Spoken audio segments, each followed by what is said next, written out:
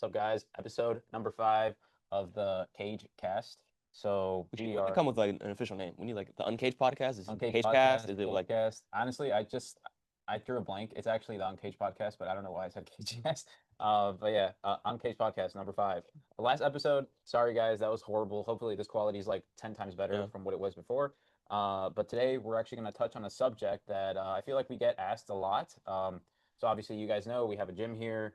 Our demographic of people here are usually teenagers. We get some guys in their early 20s, but a lot of them are just people just starting out and weight training, right? And the biggest thing we get asked a lot is how do you build a good physique as a natural, right? Um, and today we're going to be going over different misconceptions that you hear a lot online, what you should actually focus on, right? That's actually going to give you a good physique over time. And hopefully you guys get some value out of Yeah. this. So, yeah, first subject, Probably you like want the to things introduce? that have the highest ROI, like the highest kind of just return on your time, Hmm. um, are going to be generalized across the board. And this doesn't matter whether you're enhanced or whether you're natural. Like the thing that is going to matter the most, I think, in my opinion, and I think is going to be, I think there's a couple things. I think it's really training, nutrition, recovery, and consistency across all those three. I think are like probably the biggest ones. So we can start with like training. Perfect. Okay. So, as far as the kind of training you should be doing, right? If you're focused on just building the most amount of muscle possible during this journey, right? So I assume that's why you're heading into a gym at such a young age is you want to get jacked, right? And I think the biggest thing you should focus on is number one, understanding how to execute movements. So how to exercise correctly. So understanding your form. I think that is base what you should be understanding within the first couple weeks, if not first couple months of training, is understanding and giving yourself time to really adjust to what a bench press is, how to squat, how to pick heavy things off the floor, like a deadlift, right? Like I think all those different movements have a base to play within like your first year of training, I would say. Yeah, I would go as Um, far as to say as like even your first year of training should be like in the gym should really be focused on not necessarily pushing around the heaviest amount of weight possible, but really just like mastering basic movement patterns, right? yep, Learning how to press properly, right? yep. Learning proper row path, learning proper squat pattern, learning all those sort of fundamental movements that will translate into everything else. Super important because then you can maximize the amount of stimulus that you're getting from those movements when you do then go on to progress, right? When you do then go on to try to go for really heavy loads, now you have a standardized way to do movements. Mhm. Um, I think the compounds are super important, I think, as a beginner. yeah, I think there's a lot of guys right now stepping into a gym doing a lot of single arm work or single leg work or very biased movements that yeah, are just targeting one single muscle group when you yeah, could just be targeting multiple, yeah, right? By just doing the harder things, which yeah, are still going to be a bench press, a deadlift, a squat. You know what I yeah, mean? Like all those things are hard. And I feel like nowadays people are just moving towards, like they're moving away from them just because they are harder. And it's a lot cooler to just freaking strap on with like a single strap and just do like one arm tricep push down. Like I just don't think you're giving yourself like the biggest bang for your buck at your age, especially if it's your first year. Like you can totally learn the hard stuff right now, and it'll be a lot easier like a yeah. couple years later. You know what I'm saying? Like I definitely do think. Um, I don't see why there's a lot of that disparity nowadays, but I assume it's just because it's just hard, and a lot of Yeah. people just don't want to do the harder stuff nowadays. Doesn't mean accessory movements don't have a place in your training regimen. It just means that definitely the majority, the bulk of your training should be directed towards those compound movements because you're just going to get more, again, bang for your buck for those movements. You're going to get, you're going to be working multiple muscle groups with a single movement rather than an individual one. And when you don't have a developed physique, when you have a brand new sort of no muscle on your physique, I mean, like the difference that a tricep extension is going to make on your physique as opposed to some sort of pressing movement, it's night and day. It's gonna be huge. Yeah. Yeah, So, it's like why would you rather just like do one muscle group when you can do like five or six others? Like yeah. it's, I would say that's probably gonna be your best bet. Yeah. As far as how or what kind of training structure you should split for yourself, um, I honestly, here's the thing. I would say upper lower. I would say full body, but I would just be reiterating what I feel like a lot of people say nowadays. I'm not gonna lie. One of my first training splits when I first started was a push pull legs. I also did an Arnold split. I also did like a chest day, a shoulder day, an arm day, and a back day. I had almost like a bro split, and I did that throughout like all of high school. I kind of like went back and forth towards different splits. Would I have gotten bigger gains if I would have just stuck with upper lower, full body? Maybe. Maybe, but I definitely think that regardless, I still pushed myself very hard during those sessions. You know what I'm saying? So I think it all just depends on what it is that you like. Yeah. I'd say in the beginning, right? I think a big part of it is too is like just following some sort of structured program, whether it's something that you have a coach design for you or something that you find online from, an influencer that you follow that you like. It doesn't really, especially in your first, like year or two of training, it doesn't really matter as long as it's a relatively well-rounded program and you're able to stick to it consistently. So it's like just structure, adding structure to your training, I think is really That's that's the biggest thing is adding structure to your training rather than just going in and doing whatever the fuck. Because I definitely know that when I first started lifting, I had no idea what I was doing, and I would just go into the gym and do whatever I was taught in my high school gym lifting class, right? So like that's what I would do, and so I definitely think I could have, had a greater return on my time there if I was following something more structured, if I had a proper plan, if I was like focusing on progressively overloading over the time, over the span of, my first couple of years of lifting, and like I knew what I was doing, right? Yeah, that's huge. Like learning how to track, and even if it's as simple as just pulling up your phone and just logging stuff on your notes app. You don't have to get an app. I mean, there are apps nowadays that you can just download and plug in your workout or whatever, but something to measure your progress, right? I know that was one of the first things that I saw that worked for me during high school. I think this was probably like junior year. My goal was to bench 225. Like I always wanted to do two plates. I think that's a big goal probably for a lot of you guys. And the only way I was able to do that was because I had one of the coaches that were there in the after school weight room give me a plan that it was basically like a powerlifting plan. It was based off percentages of your max, and then you plugged in what your max was, and then it gave you percentages to follow for a certain amount of weeks, right? Very powerlifting kind of based. At the time, I knew nothing. I just thought, okay, cool, this is the plan. I'm going to do it. And I just did it. And so, and that was the first time I was able to see that progression.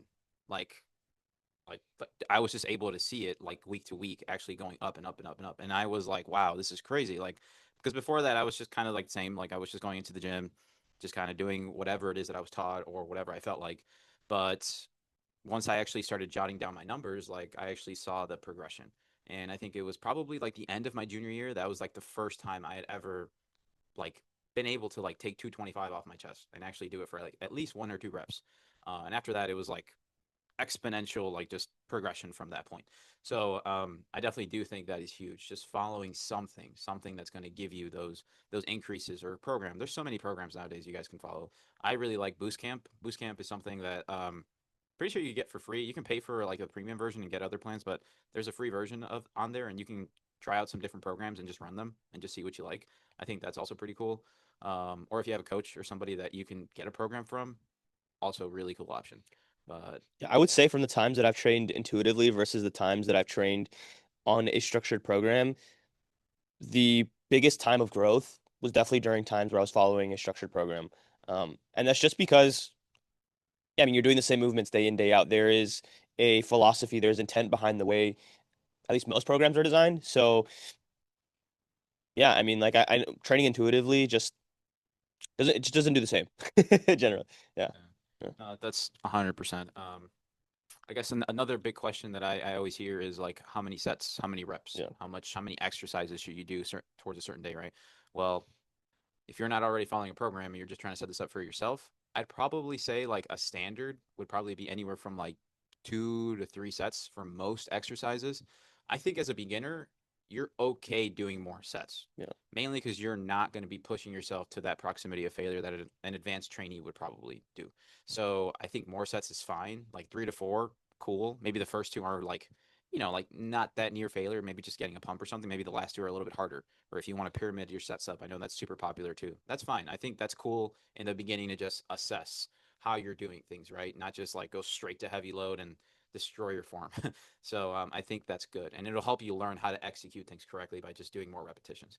Um, as far as how many repetitions, I know that's also huge. Like online, you hear like 6 to 8 reps only. Like, and there's other guys doing like 15 to 20. I've always liked 8 to 12. Yeah. I think 8 to 12 is like a pretty good standard. I don't think you're really overdoing it Yeah. if you do less or if you do more. I Yeah. think it's just a matter of what you're trying to get Yeah. done for that set. I still have sets that I do for 15, Yeah. and people think that's freaking cardio I nowadays. think it's dependent on the movement. Like for different movements, different rep ranges are going to feel better for different individuals. But something that I teach my clients across the board is that rep ranges is in bodybuilding specifically is very arbitrary. It doesn't really matter the rep Mhm. range that you are targeting. Um, Generally, I just like say like if you are exceeding your target rep range, you should probably increase the load as long as your form is good. If you are undershooting the rep range, then you should probably decrease the load if your form is not good, right? So I think that the bigger thing in question, the bigger thing that's important is your training intensity. As long as your Mhm. training intensity is hard and you're training close proximity or to failure, like that's good. That's what you want, right? Because those are going to be stimulating muscle building sets. Exactly. Yeah. So that's huge. Just intensity in general, just how much effort you're putting towards that set. I think that's amazing. So, um, I think that's probably the biggest. And as far as how many exercises, right? So, like, let's say you structure a day for yourself and you're doing upper body, for example. I personally like to not do more than like five, maybe six exercises. Like, if you're doing like your upper body and you're training like chest and back, for example, I would justify probably five or six exercises. If you're just doing like, let's say, like a quad focus day, I probably wouldn't do more than like maybe three, Yeah. maybe four. Like, but that's like heading towards like advanced territory. Like, I think most of the time, if you do it right, those three exercises should be more than enough. Your legs should be toasted. Yeah. So it really just depends how many muscle groups you're trying to like ultimately knock out within one session, right? Um, After that, just see how you recover. If you feel like you're recovering pretty well and you're like, dude, like I'm doing four exercises, I could probably add a fifth. Try a fifth. See how you feel, right? If Yeah. you're still recovering, you're in a good zone. I think that's fine. Everyone's going to be different with how they recover. I think so. You're just going to have to measure that for yourself. Also, this is more like of a niche uh, take on rep ranges. Um, you're not really going to know this until you've probably been training for a little bit, but there are people that do a little bit better with higher rep ranges and grow better off higher rep ranges, and other people that might grow better on lower volume, so like lower rep ranges, maybe heavier loads. This can be a genetic trait for most people. I've personally trained and coached guys that just do way better with more volume. They're just able to take a bigger beating. They're still going hard. Like I'm training them pretty freaking hard, but what I'm able to get out of two sets out of like 8 reps or something, I could structure the same thing for them, but they can recover like way faster than I can. So like I think for those people, right? And this is probably like, I wouldn't say it's too many people are like this, but for those people, you might be better off doing more sets, maybe more rep ranges. You know what I mean? So I do think that there is a genetic variance there. You're not really going to know that though until you've been training for a bit, right? And you're usually going to be able to tell, right? Like you'll probably be like going into your next training session, you're already pretty good. Let's say you already did more sets and then you add another one and then you're still recovering. Like I think that's also like a good indicator of like, wow, I can take probably like a bigger beating. Like I can probably recover faster. I would assume that ties into the like sort of the percentage of type 1 and type 2 muscle fibers that you have, right? Like Yeah. versus like somebody else. So like if I have more like fast twitch muscle fibers, I can probably handle more training volume than somebody that has, or is it backwards? Is that backwards? I think type 1 is like explosive, type 2 is like endurance. So like the explosive people I think are just able to go for a shorter period of time, Yeah. but they're able to deliver maximum So these are explosive like power. guys that would probably do better in a like with a lower volume approach, Yeah, because like a they're lower rep able range approach. because they're able to just recruit more of those fibers very fast Yeah. and they are just Yeah. completely taxed. Yeah. Type 2 people are just your endurance based athletes, right? Like marathon runners or Yeah. people that are, in my opinion, at least from what I've seen, like if I would have to guess from working with a couple of those guys and women, are they're usually slender looking. They're Yeah. usually not very, Smaller framed. yeah, smaller framed. They kind of look like runners. I'm not gonna like they just if I had a optimal physique for what a runner looks like, that's how they look like. They're kind of more skinnier. They have longer limbs. They can take a bigger beating, and I've seen it myself. Like something that I could not give like maybe to like my average client, right? Like maybe two or three sets of like an assisted squat to like a regular client. For them, I probably would have to go maybe four sets of something in order for them to get the same benefit, or even to just feel like taxed. Um, and so that's like the biggest thing. Is it a good thing? Is it a bad thing? I always think type 2 is always going to be, in terms of you building muscle on muscle, you're kind of like, you got dealt a bad hand in terms of that, just because I don't think you're going to be able to build as much muscle as like a type 1. Should have picked better parents. Yeah, and that just falls under genetics. But the cool thing is that you can take more of a beating than like a type 1. A type 1, like, they're done by like two sets. You could probably outwork them at some point, but they're probably always still going to be able to develop just bigger muscle groups, I feel like. But I think it depends, Yeah. like that's just me thinking right now out loud. But I think that's also something pretty huge. But you Yeah. won't know that until you keep going, right? Yeah. So I think as far as training goes, like those are the biggest things. Find something that you like. Find Yeah. something that you enjoy. Find something that you like. like that kind of truly captivates you to go to the gym. Like for me in the beginning, it was like actually just going with my friends. Like during high school, it was like I had just had a buddy. We would work out together. Sometimes we'd have a group of 3 or 4 guys and we'd work out together in the high school gym. And that was cool. That was awesome for me. Yeah. Like I felt like that gave me an entrance into this, and I kind of built off of that. Yeah, because you can have the most optimal program, but if there's no adherence and consistency, like it doesn't really matter. So Yeah. for sure, like find something that you like, find something that you enjoy doing, a training style that yeah you just like, and over time that'll develop. You'll find movements that you like, movements that you don't like, and you'll sort of like adjust your training style um, as you also just learn more. I think another big thing is like as a really, I think one thing that's often sort of um, especially now with like this day and age of social media, I think guys also just need enough time. Like if you want to develop a really good natural physique, it just takes a lot of time. Your first year of if you start lifting when you're 14, 15, 16, you're still a kid. You're still very young. Your balls haven't dropped. You still need time. And those first couple years are definitely going to be very important for your overall physique development, but you don't need to be in a rush to put on 20, 30, 40, 50 pounds in your first year. It's not going to happen, especially as a natural athlete. Um, and I think now as well, like kids are too quick to start making decisions that are going to impact them long term and affect their health and affect their longevity. Um, and they don't know what they're doing, dude. It's so Yeah. crazy. You see so many young kids, and it's gotten. I feel like the age average has like gone down and down and down. It's like I've seen 14, 15, 16-year-olds start taking gear, and it's like, dude, you haven't even hit the peak of your natural testosterone production. What are you doing? Like this is Yeah. you are shortening your lifespan, and for what? For like followers on IG, Yeah. I think unfortunately it's that an just epidemic, man. It's yeah, crazy. Yeah. that falls into just like the day and age that we're in. I think, like I think that everything's kind of run by social media now. I mean, I was in high school when I feel fucking old saying this now. So like I was a freshman in like 2011 and I graduated 2015. During that time, like Facebook was like still, I would say, pretty early on, and then Instagram had just become a thing. Yeah. So on Instagram there was no reels. There was just people posting pictures. It was legit just pictures, right? Like there was really no influencers basically besides YouTube. This was like early YouTube. Like a lot of like the OG like Alpha is it Alpha Elite? Yeah, Alpha Elite Definitely, yeah. guys.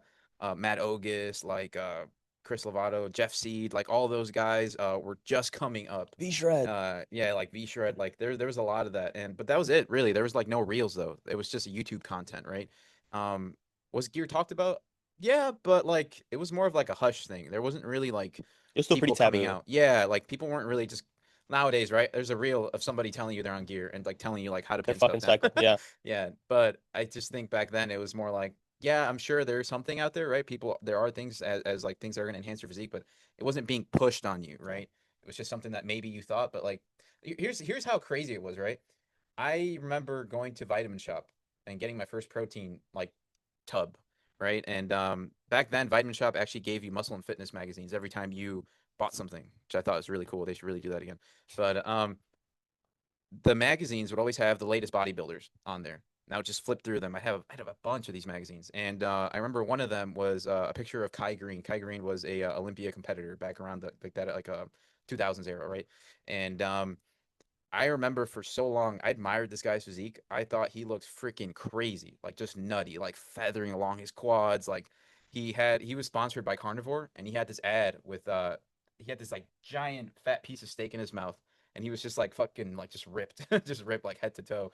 And he was like, eat like have Carnivore. This is like the best whey protein. And I was like, wow, that shit looks like really. It just looks awesome, right? It looks like something like an enhanced person would take or something, Yeah. right? Like it's like you take this, you'll turn into this guy. And that's what I thought. I legitimately thought at that time that if I took this stuff, I would look like him, right? And that's how taboo it was. I never knew what like gear was. I never, I, didn't- I mean, I kind of knew like you had, teachers would have brought it up before, but I didn't know what it was. I didn't know what it entailed. Um, I think nowadays though it's completely different though, right? Like you go on TikTok and you can just learn now. You can learn off of somebody that's taken something before, and now it's like, oh, it's so accessible, so I'm gonna try it. So, but they have no idea what that does to them, right? They might have an idea of what it does to that person because they see a video of it, but they have no idea if that's how they're gonna react to it, right? And so that's where I think the level of knowledge isn't really expressed, right? It's just kind of like, oh, monkey see, monkey do.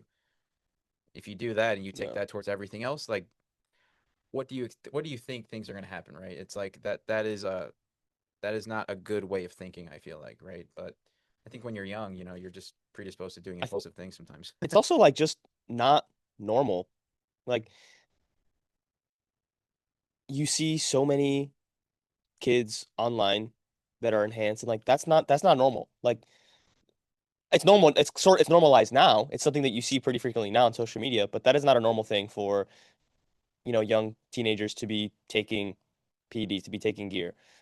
And there's a reason why it was taboo for a very long time. I think that era of bodybuilders also just held a level of responsibility, maybe sure to their sponsors, right? I think they were To, scared. They were scared but of speaking out. but yeah, but also like a responsibility to the youth, to kids, right? To Yeah. to the young, impressionable mind that yeah, this physique isn't achievable without enhancement. And that is just not a decision. That is not a route that I don't think anybody should go until they are absolutely certain of the fact that they want to be some sort of pro level athlete, specifically a pro bodybuilder, right? In this case, and fully knowing what that entails in terms of your long-term health, in terms of your fertility, in terms of what it's going to do to your body, both internally and from an outside perspective too, like how it's going to impact you visually. Um, there are a lot of risks that don't get weighed out with a lot of these young kids that start taking gear. And a lot of it is just like, hey, I saw this other kid on Instagram with 30,000 followers do it. I also want 30,000 followers on IG and make and get views and a ton of likes on my shit. Let me start taking gear. And that's kind of the blunt end of it. Instead of it being something that, is researched for a very long time and, it's something that you dive into. Like, I think if you're certain, you're certain, but that doesn't come to a point. I know, like, speaking from my personal experience, I mean, I can't say that I haven't battled with the idea that like I want to be enhanced, I want to go enhanced. And it's something that I have considered for a long time. And with enough kind of just conversation, with enough time, it has become something where I've pulled back and I'm like, hold on a second.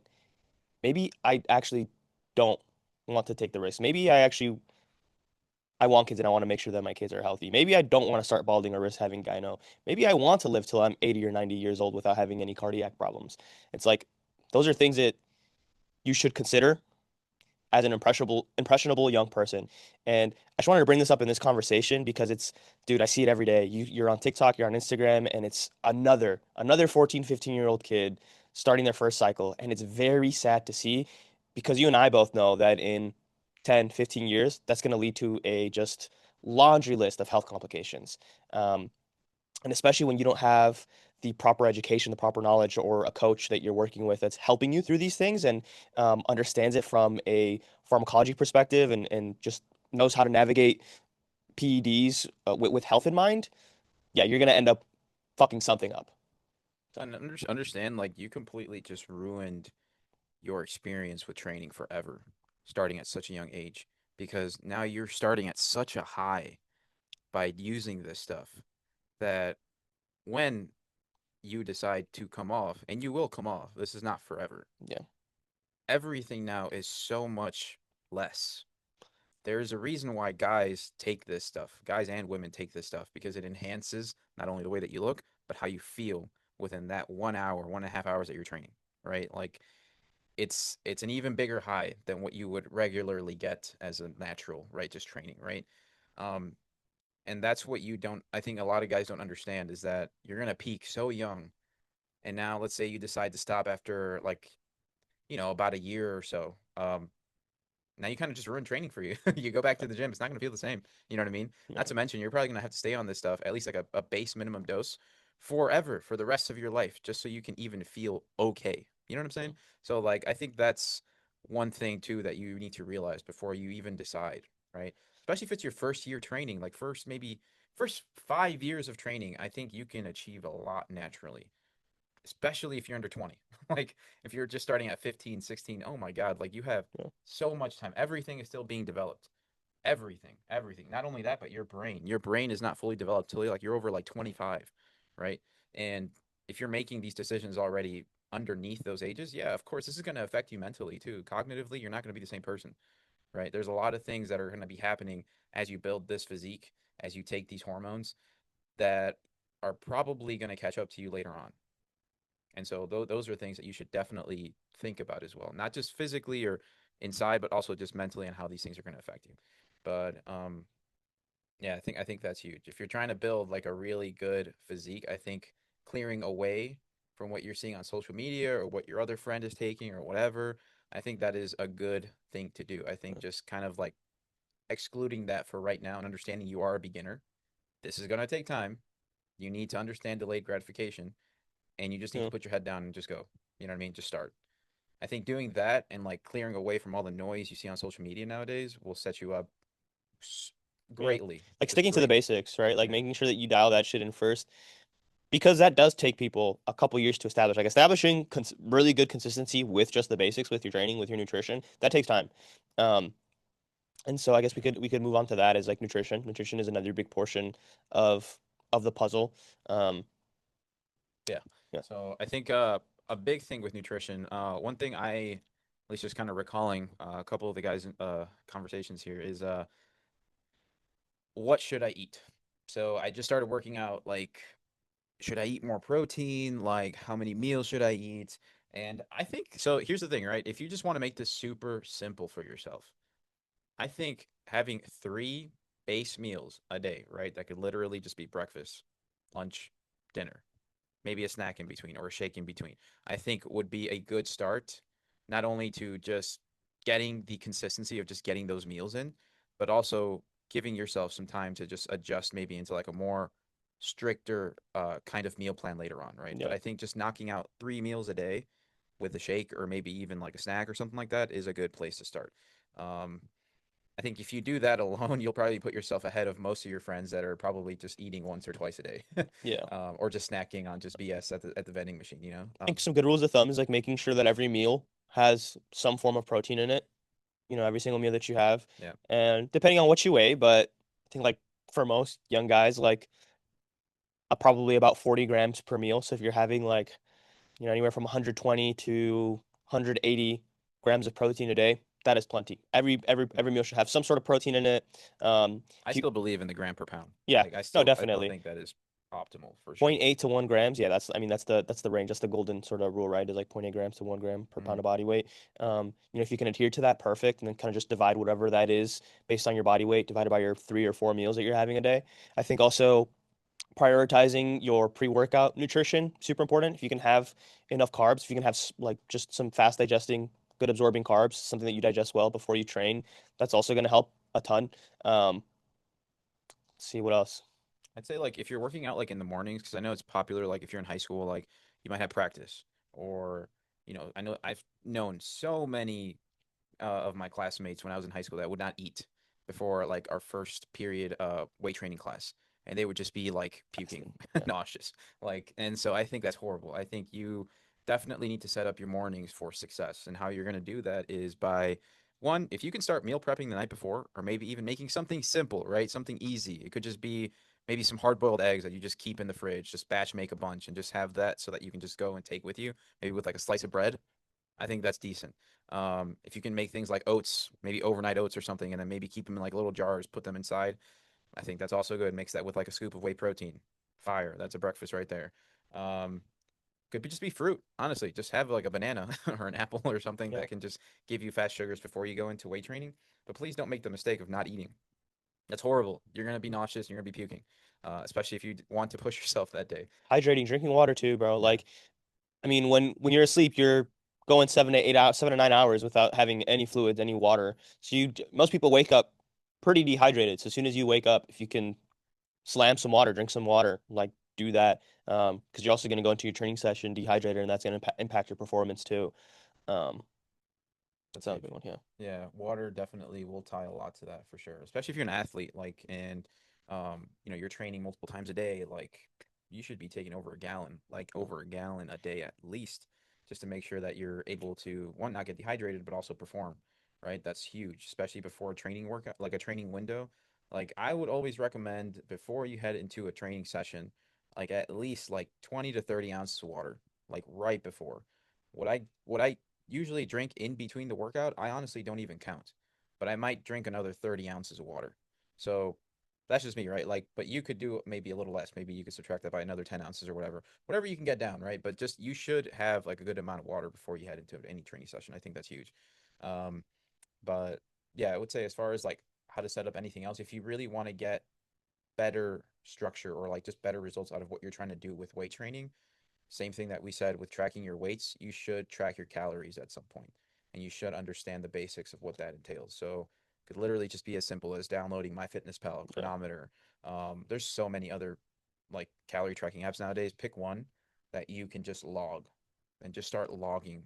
Preferably also at some point start weighing your food out and seeing how much you actually eat, because then you'll actually be able to see how many calories you're on, right? And then from there, you can manipulate that depending on how much weight you're gaining or how much weight you're losing or if you're at maintenance. So I think that's huge. But setting a baseline for just seeing what you're at, I think would be also a very good start because I'll tell you right now, most people that get into the gym, they do nothing with their nutrition. They think they're going on a diet or they might just start, eating salads or Yeah. drinking more water, but they're not really like Or eating a little tracking. more protein, but it's like, yeah, Yeah. it's like, It's like how much is a little bit more protein? yeah, Like it's like you're just having an extra scoop yeah. of whey a day.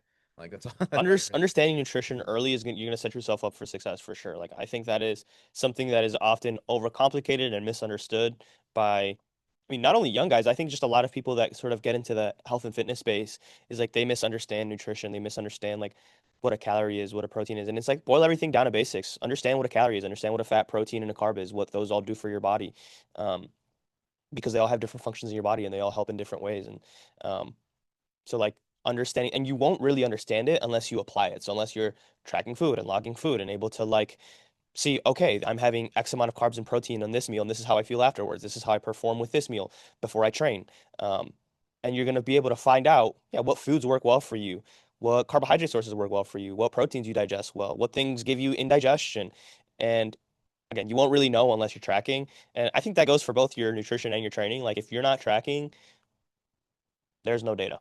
You're Yeah. like sort of shooting yourself in the foot. Like at least do yourself the favor of learning how to do it and doing it for a little while so that you have a better understanding of these things because they do matter for your progression. And if you can track long term, if you can track forever, yeah, you're gonna have data for months, years. Um, and you'll be able to see like what variables apply to your progression, what allowed you to progress the most. And you can always fall back on those things and be able to say, oh, when I was making the most amount of progress in the gym, I was doing X, Y, and Z. So tracking, super duper important. I would do it year round. Remember, guys, I think like a jacked physique is a lean physique. Yeah.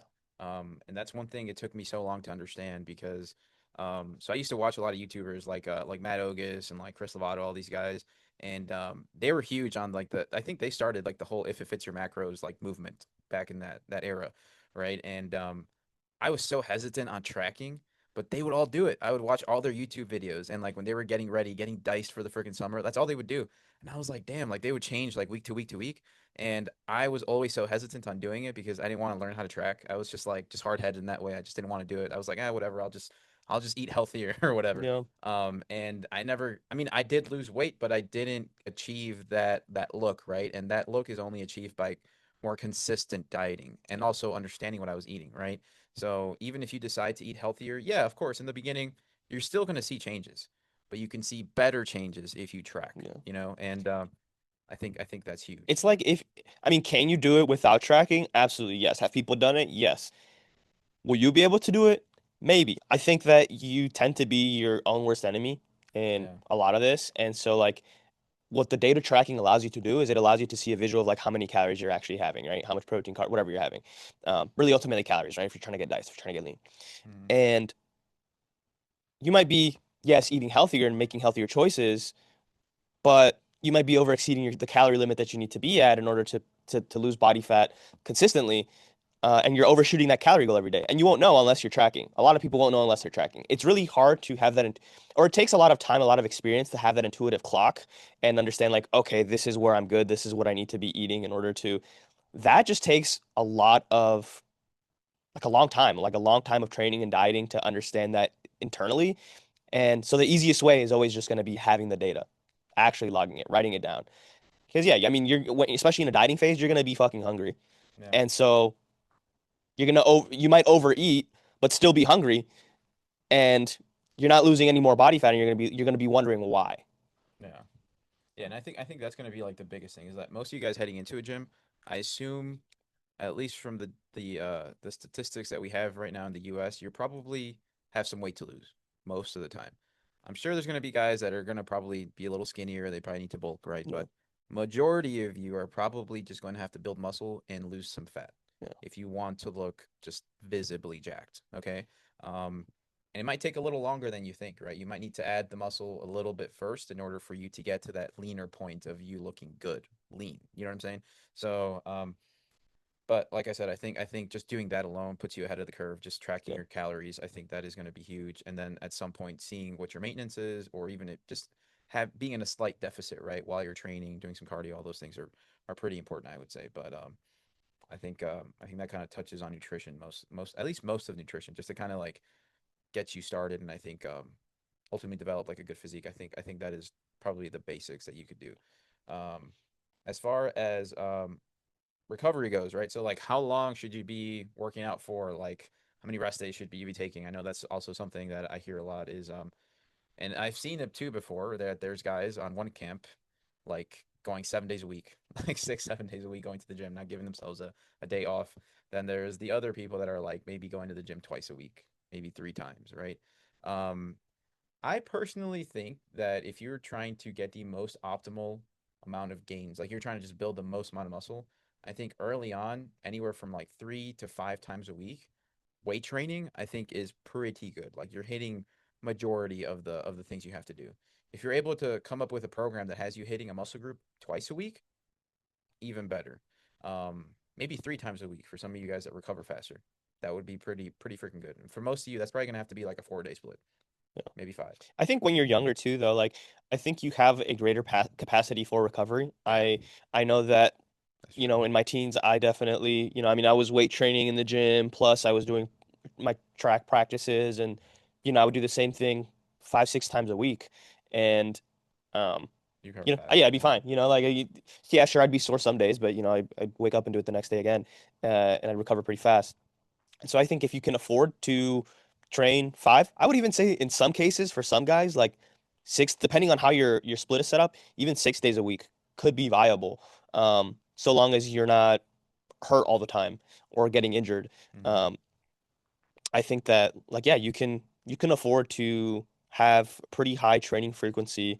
Um, and especially as long as your other recovery modalities are in place, you're getting good sleep, you're eating well, you have a well-designed program, dude, fuck. I mean, yeah, you can train almost every day. I think you definitely do need rest. Like your body is not indestructible. You do need sleep, you need recovery time, you need that, but when you're young, you can afford a little bit more for sure.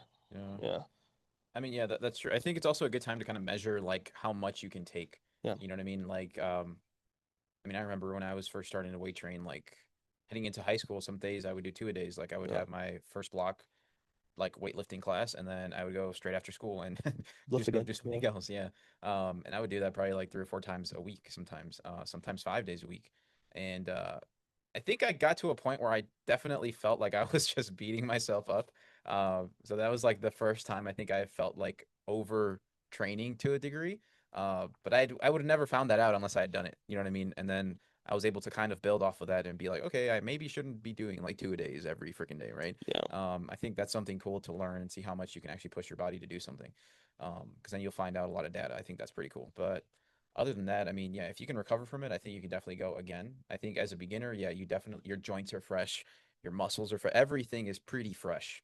So I do think, and also you're probably not going to failure most of the time, right? You're probably like picking things up, moving them. Maybe you're getting a good pump, but you're not like destroying yourself on a set. I don't think I started going to true failure until I was probably like my senior year of high school, like junior year. And during that time, I'd already been working out probably for like the last 5 years before Yeah. that. And it's not because I didn't want to. It's just because I didn't know. Like I didn't know. Like I would have some workouts, right, where I would have me and my friends would just be pushing each other, and we would just kind of be going. But then like we would just kind of stop. Like we weren't truly trying to like kind of like nowadays. I feel like it's more popular nowadays, but we weren't like just like picking up their weights and like helping them do like two or three more, even though they were past failure. We didn't really do that, and I didn't know what that was until like I got into like my senior year and I worked out with one of the coaches there, and they like pushed me hard for like one session where I just felt like I was about to let the weights just drop. And I was like, wow, that's crazy. Yeah. I've never pushed myself that hard. And from there I kind of started understanding, okay, this is something I can get to. I can reach failure doing these things.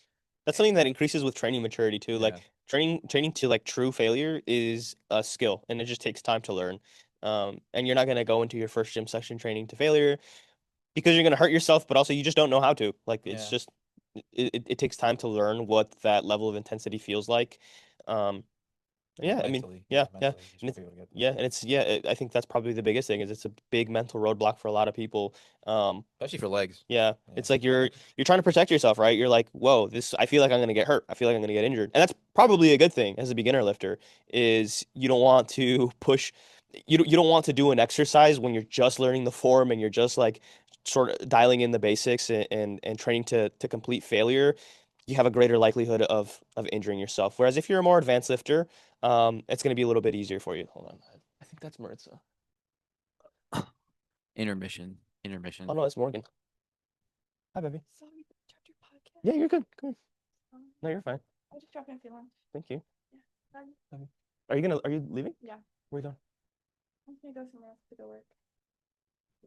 Okay. I haven't decided yet. You stick around if you want. I mean, we're on the couch. If you want to chill over here. It's okay. I'll see you later. All right. Love you. Have fun. Thank you. No, no, you're good. So yeah, The wife brought me lunch. quick intermission. Yes. Lunch. Meal two. I have meal two now. Meal two acquired. What were we talking about? Nutrition. Nutrition. Nutrition. Well, no, recovery. Recovery, Yes. basically. Yeah, honestly, I think like the biggest things are just making sure that you are in a spot where, you're kind of like giving yourself at least a couple rest days. I think are always going to be pretty optimal. That's usually when you're going to be recovering, not when you're training. But it is a good time, I think, in the beginning when you can see how much you can actually push yourself. I think that's also cool. Just because you have fresh joints, you're brand new to lifting, you're not really going to hurt anything unless your form is horrible. Yeah. But that's why we kind of reiterate in the beginning, just nail your form first and Yeah. then, push yourself. But yeah, I'd say that that's probably going to be the biggest things is and as you kind of progress too, like as you head into more intermediate advanced territories, you're probably gonna have to take maybe more rest days, right? Just because 1,000%. you are going to be pushing yourself to that higher proximity of failure. You're also stronger at that point, right? After you've been training for a couple of years, you're way stronger. You're not pushing around like baby weights that you were in the beginning anymore. And so now you're able to just tap into more of those muscle fibers that you probably weren't getting to before. And you just have more now. So a lot of that is going to take just more energy from your body to just recover. But I think that's probably like the biggest thing, right? Is as you progress, you're just gonna have to understand what that is for you.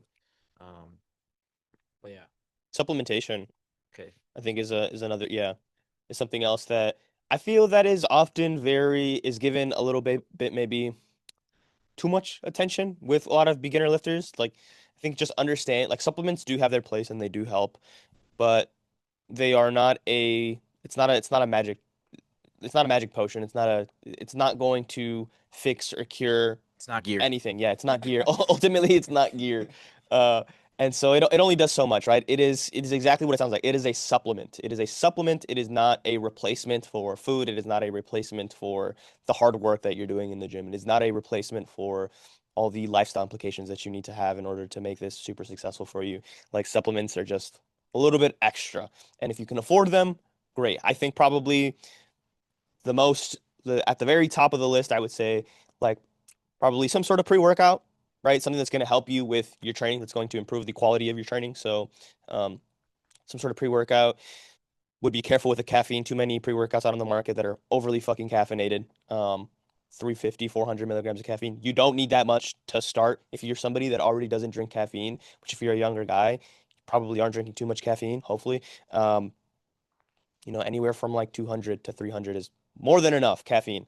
But yeah, pre-workout, something that's going to improve your workout quality, some sort of protein powder, just as in case, whatever, maybe at home your mom didn't make some sort of protein source with dinner that day, or you Got a just need, shake. yeah, you just need to shake it. So now you have additional protein to be able to fill in the gaps in your day and your nutrition. And probably like, I don't know, maybe creatine, Yeah. something that's like well researched, well just studied. It's very safe for everybody. Like it's something that everybody can be taking. Your grandma, your mom, your little sister, like everybody could be taking creatine, and it's relatively safe. Um, that's going to help with that, like a little bit of energy production might help you in your training just a little bit. But again, none of these things are end all be all. They're not going to be replacements for anything. They're not gonna fix the hard work that you need to do. Ultimately, you still need to train hard, eat well, sleep, recover. So Yeah. I think the supplements. So here's the thing you guys have to understand, right? Supplements are a multi-billion-dollar industry. Okay. A lot of the things that are popular right now, it's the same things, just different brands. And different brands have different ways that they sell things to you. And so, coming up in this weight training era or like heading into a gym, you're gonna see these brands everywhere. And I think a lot of the times you're kind of just influenced to buy them because you have your friends that are taking this or they're drinking this or or your favorite influencer on social media is promoting it. exactly. And so don't expect that what they are taking in terms of any supplements that it's going to just make you look like them. It's not. There's nothing like that. Um, what a lot of them fail to, what a lot of you guys fail to realize is just that what has gotten them there is the training, the nutrition, the insane consistency with all of those, and the recovering effectively, and maybe gear, right? But that's another subject. But that's the biggest things you guys have to understand, right? Is yes, there are supplements that can help you. I would say if you're just starting out, a couple of those things like kind of like Omar said, like a protein powder, amazing, creatine, really good, um, and then some kind of pre-workout that's also decent. I think that's okay, but everything else I would say is just based off how you feel, right? And you're not really going to know that unless you start getting some blood work done. I think starting out in the gym, if you really want to take this seriously, I think that is something also that you can do to be like leagues ahead out of any beginners is getting blood work and seeing what your blood work is like. I assume if you're in your teens, you probably are pretty freaking healthy. Yeah. There's probably nothing that's wrong. However, if you've never gotten it done, you have no idea. So, I've definitely seen younger guys' blood work that they might have a genetic predisposition for something. Some people have higher cholesterol. Some people just have higher glucose. Some people are pre-diabetic, and some of them don't even know. Um, some people might have a faulty thyroid. You might not even be producing as much testosterone as you think you are. I know that's also super common in younger guys nowadays. So, all this to say is if you really want to know what supplements to take, get blood work done. Yeah. Get blood work done, and now you're not Yeah. guessing. Now you're not just taking something because someone told you to take it because it might help you, right? Um, that's I would say the biggest things, right? Even when it comes to like multivitamins or taking a vitamin D3 or taking vitamin C, vitamin A, like none of this matters unless you're truly deficient in it, right? And I think that's the biggest thing. Um, but I think that's as far as supplements go, that's the biggest thing. Not gonna lie, I think I felt privy to that when I was coming up in the like when I first started working out. I definitely just got influenced to take other pre-workouts or different things that I know for a fact just I did not need, but I decided to do it anyways because I had a couple friends that were doing it. And I truly felt a difference, right? Sometimes like when I would take certain pre-workouts and but they would bite me in the ass because I would be like freaking so wired and I would just crash so hard after. So a lot of these things are not good for that, right? Like if you have a freaking test coming up or something, right? You take a pre-workout in the morning, you're freaking dead by like that test and now you just completely bombed that test because you were just wired off pre-workout or something. Yeah. So I've definitely had that happen before. So like just learning to understand that and maybe understanding that you don't need a lot of this stuff too in the beginning. Honestly, your food, your training is going to be more than enough to get you results. I think that's, pretty huge. Everything else you can stack on later. Um, but I think that is something that, a lot of guys just don't see. They just gotta like get into the gym and they're like, all right, I need a whey, I need a creatine, I need a multivitamin, I need fish oil. And I'm like, dude, you just need to train. Yeah. Like you just need to You train should and work eat. out and eat enough protein, bro. That's about it. Yeah. So and I think that's yeah, it's no other way to really say it. I think that's the simplest thing you could do, right? Um But with that being said, I think one other thing I wanted to highlight on that supplement category was just I think if you're living in the Midwest, another thing that you should do, I think, is get your vitamin D levels checked. See where you are in vitamin D levels because I do see a lot of people are super deficient. Even I get deficient, and I take a vitamin D supplement. And sometimes I have to raise that supplementation in order for me to get to optimal levels again. So fortunately, we don't get a lot of sun here in the Midwest states.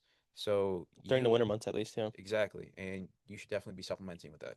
If you live in California, Florida, you know what I mean, somewhere where you get sun like every freaking day, you probably don't have to worry about it too much. But Midwest states, definitely vitamin D supplements is going to help you just with more hormonal production, just with energy, um, with ultimately even recovering faster from your training. All those things kind of like coincide with that. If you know you're somebody that gets seasonal depression or something, right? Like when winter comes or when you don't see enough sun, that could be due to a vitamin D deficiency. And a lot of you don't know that because you just haven't checked it before. So I think that is something huge too that you could supplement as well. Um, yeah. So I just kind of wanted to end off that. I think that's probably be like the biggest other supplement that you could take. But Yeah.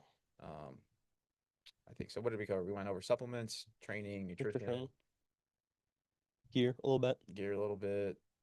Last variable, time. Yeah, time. Yeah, I think time in general is going to be Yeah, the thing that a lot of you guys need to understand. yeah, It's just there's nothing that we can tell you right now that is going to make a ginormous difference. It's just going to be your consistency and how much time you give this. yeah. If you can stay consistent for, you know, 5 years, you're going to see a huge difference in your physique from where you're at now, from like 16 to 21, right? From 16 to 21, if you're consistent all those 5 years, you're dialed in on your nutrition, you're dialed in on your recovery, everything. Math, you're gonna see a huge difference, right? Now from 16 to 17, sure, you'll see a like it'll be a noticeable difference. You put on some size, but it's like what you can do even in a year's time span is not as great as what you can do over the culmination of several years. And that is the name of the game in bodybuilding, even at the pro level, even at the very top enhanced fucking bodybuilding level. Like some of the top level pros are in their mid 30s. And that's because they've had 10, 15, 20 plus years of training under their belt to develop their physiques, to build their physiques. And that is the same at the pro level as it is at a natural level. It's like it just takes time. And so you need to understand that as a beginner, that you just need time. Yeah. I think that's super huge. I mean, when I first started working out, I just wanted to not be fat. That was my biggest thing. And I had been in sports. My parents had put me in sports, and I didn't like any of them. And I think weight training was the first thing that I found that Oh, was like, wow, this is cool. Like yeah. I'm just kind of like working on myself. I'm not worrying about a meet. I'm not worrying about a competition where I have to perform. There's no Yeah. pressure. It's really just me and time. And I found that so rewarding. But within like the first year or two, yeah, I lost weight. I saw some muscle, right? But like compared to where I am now at 28 years old versus where I was at like 14, 15 when I first started, I there's no I guess there's no way I would have known unless I would have just kept going, Yeah. right? And sometimes that's the biggest metric is that for me, I'd never thought about like, oh, I want to get to this point at some point. I would just go into every training session just enjoying it, Yeah. enjoying the fact that I'm able to push more weight, not really caring about the end goal. It was just something I enjoyed. Yeah. And for me, I That's think huge. that was like the biggest thing is that since it was something I enjoyed and I had found something that worked for me, right, in terms of how I was working out and everything like that, I just kept doing it, right? And now looking back at it, I'm like, wow, look, it started here. I am now here. My physique is completely different now, right? But it's not like I had this end goal in mind, and I still don't feel like I'm at the end goal. Yeah. I still go into this every single day, like knowing I'm gonna grow and I'm gonna keep growing because that's still my goal. And it's not something I don't know. I guess if you are getting into weight training, learn to love it. Learn to love whatever it is that you're doing in here. And I think doing that will keep you in it for the long term. 1000%. And I think that's going to be the most optimal way for you to get to Yeah. that jacked physique at Yeah. some point. Um, Don't get caught up in too much nuance, man. yeah. There's so much of it out there. There's so much mixed information, so many different sources of information. Find a couple of people that are credible that you like, follow their shit for, for some time. But I think what Gon said is huge, like is the enjoyability factor of things, like learning to enjoy your process is huge if you are all going to stay in it long term. Um, and especially if your goal starting off isn't to be a competitive bodybuilder, yeah, I mean, fuck all the optimal bullshit, right? It doesn't really matter because in the long run, the only thing that makes the biggest difference is how long you've been doing it for, your consistency. So, yeah. And there's multiple ways to do this, right? There's multiple ways to do this. Like the optimal stuff that's coming out now, like you could totally make a counter argument saying that the guys back in the 70s and 80s Yeah. were doing the most optimal things, Yeah. They but had they were fucking great having fun. physiques. Yeah, they were having fun. They Yeah. had great physiques, and they still got Yeah. pretty freaking good Yeah. results, right? Like I don't think there's anything realistically new in terms of like building muscle.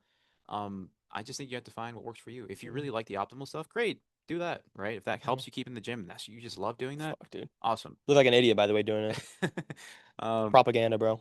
It's cope. All the guys that are pushing that shit are generally small. yeah, Just saying. so But a lot of beginners, I have my right? reservations. But I also think that if you want to go more like the old school route and you like just lifting heavy freaking weights, you love, bench pressing, I don't think that's bad either, right? It Yeah. doesn't matter how much this crowd tells you that this is bad or this crowd tells you this is bad, just pick one. Or Yeah. try both. Try both. See what you like, right? Probably end up And in some sort of middle ground.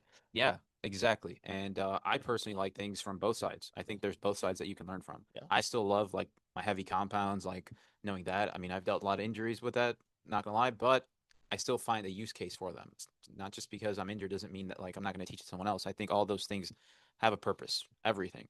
It's just a matter of where you are in life and also how you enjoy it. So with that being said, anything else you want to cover? I don't know. I think we hit most of it. Yeah, I think this is a pretty good starter guide for beginner in the weight room and also how to get to your most jacked potential, I feel like. But taking all those considerations, so your nutrition, your training, supplementation, recovery window, and time, I think those are going to be a huge, just like almost like a tier list, right? That you Yeah. give yourself of things that you can execute on to give you the most best physique you possibly can, right? A lot of you guys are probably going to have to do this though for like 3 to 5, maybe even 10 years in order for you to see that progression, right? To see Yeah. that like night and day difference, right? From like when you started to now.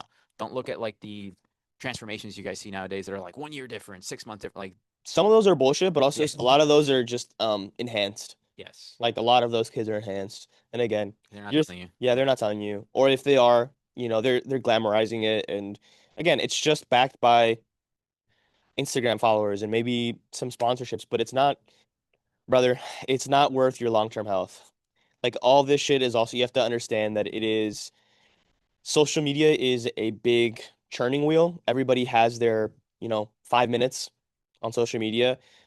Like the only way you really build a platform um, is through like long term is through being yourself and like having an actual brand, right? Like and like having a cool physique online, yeah, it's cool for like 5 minutes, but people are gonna forget about that. And like brand deals go away, like that shit happens. Don't let that be the reason why you hop on gear.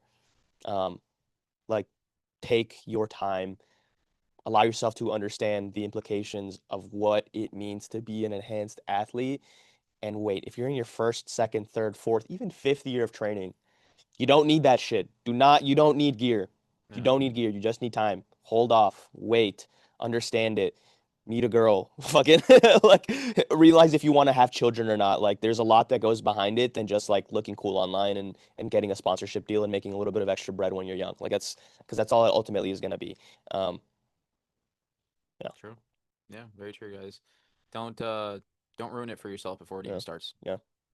Plain and simple, right? Don't ruin your life, bro. Honestly, at Yeah. the end of it, like it's a big portion of your life that you're gonna end up ruining Mhm. and like just putting your health at risk at And you, such an early age. and you can achieve a very good physique naturally. I think that is super underrated. Yeah, Yes, it's going to take time for yeah, most of you, but you can definitely do it. It's it's been done. yeah. It's still being done. If you need proof, look at guys like shit, bro. I mean, There's a Jeff ton of Nippard. guys. You can Yeah. look at Will Tennyson. You can there's some big influencers. But if you want to see like across the board, look at the pro level in federations like the OCB or the WBNF. Like, Hmm. and you'll see some pretty fucking crazy physiques. Look up Jordan Cup on IG. Look up Jordan Cup. Look up the guy that won that shit last year. Natural guy. Looks insane.